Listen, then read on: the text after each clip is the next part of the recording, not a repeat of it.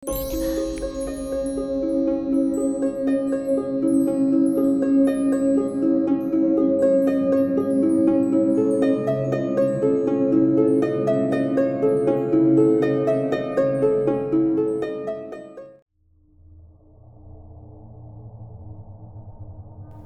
sehat dan bahagia buat kalian semua. Malam hari ini saya akan membacakan beberapa tulisan dari Bung Billy. Ada yang dia translate, ada yang dia tulis sendiri. Dan kita langsung saja mulai dengan cerita yang pertama, yaitu panggilan telepon dari Villa Kosong. Apa yang akan kamu lakukan ketika menerima panggilan telepon dari suatu tempat, tapi tempat itu sebetulnya sedang tidak ada orang sama sekali? Kisah ini merupakan kisah nyata yang dibawakan oleh teman kita dari Bali. Oke, saya akan beralih ke point of view-nya narasumber, yaitu Xiao88. Cerita ini terjadi ketika saya bekerja sebagai public relation di salah satu villa di Ubud, Bali. Waktu itu saya sudah bekerja selama setengah tahun. Tidak pernah ada kejadian aneh selama itu. Sampai akhirnya terjadi juga. Saya masih ingat tanggalnya, 2 Mei. Sehari sebelumnya villa kami menerima sekelompok tamu dari Tiongkok. 3 pria dan 2 wanita. Mereka booking 2 villa. Kebetulan masa itu bukan masa-masa liburan, sehingga tidak terlalu banyak yang booking. Dan mereka satu-satunya tamu yang datang berkelompok. Pada tanggal 2 Mei, mereka berangkat cukup awal untuk diving. Dan saya sendiri sudah melakukan seluruh tugas saya siang itu. Jadi saya pun kembali ke kantor saya di lantai atas, makan siang dan beristirahat. Sekitar jam 2.30 sore, kepala pelayan nelpon ke kantor saya. Katanya ada tamu yang ingin berbicara dengan saya. Saya pun mengiyakan. Dari seberang terdengar suara tamu berbahasa Mandarin. Dia tidak menyebut nama villa, jadi saya tidak yakin tamu yang mana. Dia bertanya mengenai menu untuk acara teh di sore hari itu. Saya menyarankan dia untuk melihat menu terlebih dahulu. Kalau dia sudah siap, bisa menghubungi saya lagi. Saya lalu menanyakan nama villanya. Dia pun menyebutkan nama villanya. Demi menghindari hal-hal yang tidak diinginkan, saya menyebutnya sebagai Villa X saja. Villa itu terletak di sebelah restoran kami. Ternyata dia adalah tamu yang dari Tiongkok yang check-in kemarin. Saya pun meletakkan gagang telepon kembali. 15 menit kemudian masih belum ada telepon yang masuk. Jadi saya berinisiatif menelpon kembali, tetapi tidak ada yang mengangkat. Dalam 10 menit saya mencoba menghubungi dia lagi sebanyak 2 kali. Tetap tidak ada yang merespon. Lalu saya menelpon villa yang satu lagi. Juga tidak ada yang mengangkat. Saat itulah saya teringat, mereka semuanya sedang diving. Jadi tidak mungkin ada orang di dalam villa saat itu. Saya menelpon ke resepsionis dan meminta cek kunci villa. Aturan villa kami, setiap tamu yang keluar harus meninggalkan kunci di resepsionis. Mengingat kuncinya yang berat dan besar, dan kami juga tidak ingin mereka kehilangan kunci. Ternyata kunci villa ada di resepsionis. Kejutan pertama, mereka semua masih di luar, belum ada yang kembali. Saat itu saya masih berupaya berpikir positif. Ya mungkin saja salah satu dari mereka merasa tidak enak badan dan tinggal sendiri di villa. Tapi kepala pelayan merasa tidak tenang. Jadi saya pun pergi ke villa untuk cek langsung. Saya mengetuk pintu beberapa kali. Tidak ada yang menyaut apalagi membukakan pintu. 2 petugas housekeeping kebetulan lewat. Jadi saya pun bertanya, apa mereka sudah merapikan villa itu? Mereka konfirmasi sudah servis kamar itu. Dan kamar itu memang sedang kosong. Kejutan kedua, saya akhirnya memutuskan mengambil kunci dan mengeceknya sendiri. Villa itu memang kosong. Tidak ada satu orang pun di situ.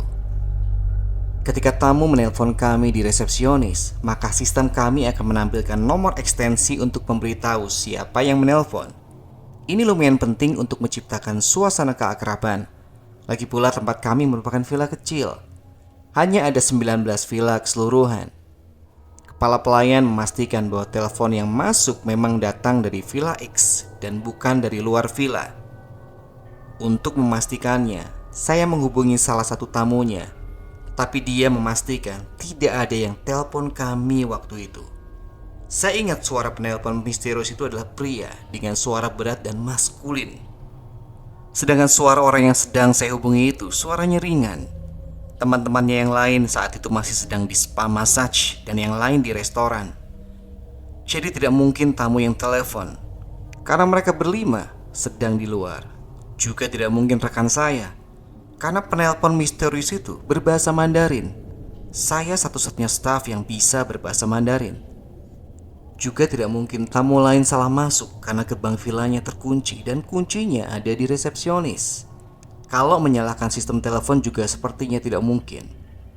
Alasannya, orang misterius itu jelas-jelas menyebutkan nama Villa X. Kepala pelayan sangat takut setelah mengetahuinya. Soalnya beberapa minggu sebelumnya ada tamu lain yang mengalami kejadian misterius juga. Seperti brankas besi tiba-tiba terbuka sendiri, dan ada objek yang melintas ketika mereka sedang tidur. Ya, apakah ini ada kaitannya? Sampai sekarang saya masih bertanya-tanya, siapa sebenarnya yang menghubungi kami dari villa kosong itu? Untuk cerita berikutnya adalah tulisan dari Bung Billy sendiri ya. Ini mengenai permintaan yang terkabulkan. Perlahan-lahan saya melangkah memasuki gerbang di tengah desiran semilir angin malam. Pohon-pohon bergemerisi. Setelah itu sunyi. Hanya terdengar suara jangkrik yang bersaut-sautan. Malam ini harus saya lakukan atau tidak sama sekali. Disinilah saya, di kampung Vietnam, daerah Galang, Batam.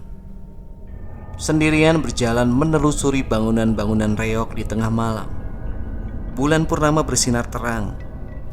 Menurut penanggalan Tionghoa, hari ini adalah tanggal 15. Dan malam ini bukanlah malam biasa menurut penanggalan mereka.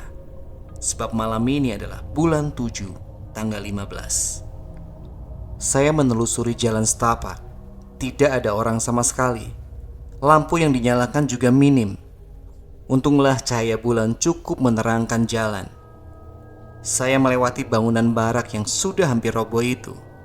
Dalamnya gelap gulita. Jendela-jendela tetap terbuka, tapi tidak bisa saya melihat apapun di dalam sana. Tetapi saya juga bersyukur tidak melihat apa-apa di dalam sana. Menurut kepercayaan Tionghoa, bulan 7 merupakan saat pintu akhirat terbuka lebar. Seluruh arwah-arwah yang selama ini terkurung di neraka bisa kembali ke dunia manusia. Mereka bebas berkelana. Jadi mereka memanfaatkan momen ini untuk kembali ke keluarganya. Namun ada arwah yang kurang beruntung. Keluarganya sudah tidak mengakuinya atau tidak menyembayanginya lagi. Dari semua jenis arwah, arwah-arwah inilah yang paling kasihan. Itulah sebabnya pada bulan 7, orang Tionghoa membakar kertas dan menyediakan sajian. Bukan hanya untuk anggota keluarga mereka yang meninggal, tetapi juga untuk arwah-arwah yang terlantar ini. Dengan harapan jika sudah tidak kelaparan, mereka tidak akan mengganggu manusia-manusia. Gerbang neraka terbuka paling lebar pada hari ini. Oleh karena itulah, puncak sembahyang juga dilakukan hari ini. Namun saya berada di bekas camp Vietnam. Bukan untuk sembahyang saya kesini. Teringat lagi teman saya Aseng, rekan satu pabrik saya. Dia sempat memamerkan ponsel terbarunya. Ternyata dapat rezeki nomplok dia. Saya yang sedang membutuhkan uang karena sebentar lagi istri melahirkan, ingin sekali tahu apa yang dia lakukan. Saya sudah pasrah, tidak tahu harus kemana lagi. Oleh karena itu, saya pun mengejar apa yang sebetulnya dia lakukan. Bagaimana caranya mendapatkan uang sebanyak itu? Awalnya dia enggan membeberkannya. Jangan, kamu tidak mungkin mau melakukannya. Tetapi saya mendesak dia terus. Saya butuh uang. Selama uang yang didapatkan bukan kejahatan, akan saya lakukan. Akhirnya dia pun bersedia mengungkapkannya. Sebenarnya gampang, asal lo cukup berani aja. Caranya, minta 4 angka dari hantu. Jadi saya sengaja mengunjungi ke kuburan yang ada di kampung Vietnam. Aseng 2 minggu lalu meminta angka togel di sini. Dan angka itu ternyata buka di urutan kedua. Bayangkan, urutan kedua. Suasana di pekuburan jauh lebih angker dibandingkan komplek pemukiman tadi. Tidak apa-apa, demi istri dan calon anak pertama, saya harus melakukannya. Saya mulai menata sesaji. Sengaja saya membeli buah, daging, nasi, dan bir, makanan yang bahkan tidak sering saya makan. Lalu saya tancapkan 2 lilin, membakar 4 batang dupa. Saya pun sudah sengaja membawa kertas sembahyang untuk dipersembahkan kepada siapapun itu juga yang bersedia membantu saya. Jadi menurut Aseng, selama lilin dan dupa masih menyala, saya bisa mulai memohon kepada mereka untuk mendapatkan 4 angka togel. Saya mengeluarkan kaleng kecil. Di dalamnya sudah berisi gulungan-gulungan kertas berisi angka 0 sampai 9. Sambil memejamkan mata, saya dalam hati memohon dengan tulus. Inilah sajian yang saya sediakan. Mohon kesediaan saudara berkenan membantu saya. Berikanlah 4 angka. Setelah itu saya pun mulai mengocok kaleng. Tiba-tiba keluar 1 gulungan, angka 5. Saya mencatatnya, kemudian memasukkan gulungan kertas ke dalam dan kocok lagi. Begitu berturut-turut sehingga akhirnya saya mendapatkan angka 5215. Ya, angka 5215. Semoga angka ini bisa membantu saya. Selama membakar kertas sembahyang, saya mencium bau-bauan melati. Tidak seharusnya ada bau ini, pikirku. Tetapi saya sudah diajarkan bahwa jangan berkomentar apa-apa ketika mencium bau wangian di tempat yang tidak wajar. Setelah itu tidak ada insiden apa-apa lagi. Saya pun beres-beres membiarkan sajian di sana dan pulang. 5215. Angka itu muncul di urutan pertama. Saya hampir tidak mempercayai mata saya sendiri. Angka ini muncul di angka pertama. Saya kaya. Saya kaya. Dengan uang sebanyak itu, saya tidak hanya bisa mengirim istri ke rumah sakit yang lebih baik untuk bersalin. Bahkan kami bisa memulai usaha kecil-kecilan. Ya, ini merupakan perubahan hasil saya. Saya pasti bisa mengubahnya. Hari ini tanggal 5 Februari. Seharusnya ini merupakan hari ulang tahun anak pertama saya. Tapi ternyata nasib berkata lain. Istri saya mengalami keguguran. Bayi kami ternyata terserang virus toksoplasma dan sebagian besar organnya sudah rusak. Wujudnya sudah sangat buruk. Saya belum berani memberitahu istri saya. Dia masih istirahat di rumah sakit. Tidak apa-apa. Selama istri masih sehat, kita masih bisa berusaha lagi. Mungkin nasib akan berubah. Setidaknya sekarang kehidupan kami agak mapan. Saya duduk sendirian di rumah. Entah mengapa semenjak beberapa hari ini di ruang tamu selalu tercium bau melati. Tapi itu tidak penting. Saya harus menjemput istri saya besok pagi dari rumah sakit. Lebih baik saya segera tidur.